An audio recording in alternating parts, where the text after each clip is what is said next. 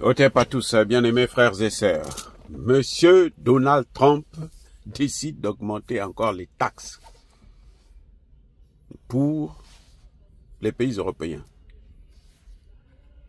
à partir du 1er juin. Donc, dans une semaine et demie. Le samedi en 8. Les amis. 50% que Donald Trump demande maintenant. Vous savez, c'est l'association des malfaiteurs.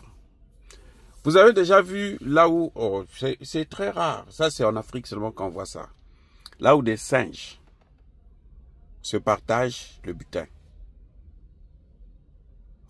Et les spécialistes, les grands chasseurs, quand ils savent que bon, les singes commencent à faire leur partage, ils s'arrangent, soit mystiquement ou par des moyens un peu compliqués, ils viennent mettre une troisième, plutôt un énième plateau.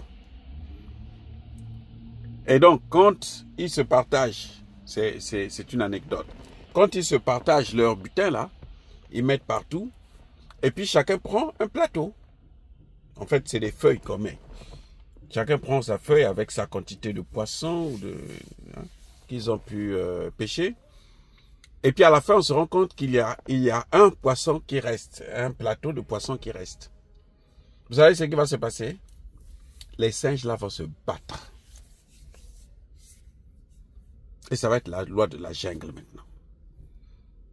Il y en aura qui n'auront aucune partie. C'est ce qui est en train de se passer entre ces gens-là. C'est-à-dire que les malfaiteurs qui ont gouverné le monde, ils ont fait pratiqué l'esclavage, la colonisation, néocolonisation et tout machin. Maintenant, le monde est en train de s'émanciper, d'évoluer et tout. Ils ne savent plus comment se partager le butin. Et puis bon, maintenant, ils se donnent des coups entre eux. En fait, Donald Trump, en réalité, est en train de négocier avec les Européens. Ils sont en train de négocier sur cette histoire des tarifs douaniers. Mais, les Européens aussi ont l'intention, parce que Donald Trump n'a rien laissé aux Européens en Ukraine, et ne va rien laisser aux Européens en RDC. Si le jour que Trump va signer les accords, là, c'est fini pour l'Europe. Hein. Oui. Le jour que Trump va finir avec le dossier de la RDC, là, c'est fini pour les Européens, surtout pour Macron. Alors, qu'est-ce qu'ils vont faire? Donc, eux, ils ont compris que ils sont en train de tout perdre. Et ils sont en train de décliner.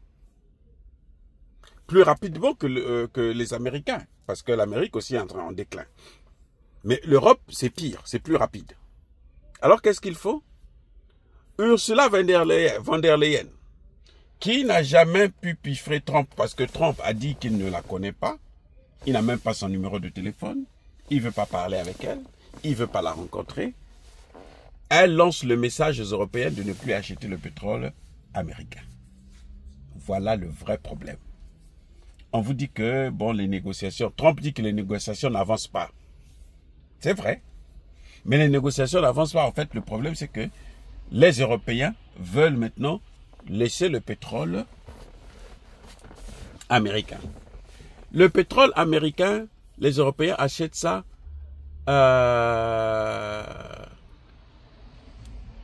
4, 5, 6, 7 fois plus que le pétrole russe. Même quand les Européens achètent le pétrole russe ou le gaz russe, en passant par d'autres pays comme l'Inde et autres, c'est toujours moins cher par rapport au pétrole américain. Et les États-Unis ont besoin que quelqu'un puisse consommer son pétrole. La Chine a eu un bon marché, celui de la Russie. Donc la Chine n'a plus besoin en fait du pétrole américain. La Chine à la Russie, la Chine à l'Iran, la Chine à l'Arabie Saoudite. Ça y est, c'est fini.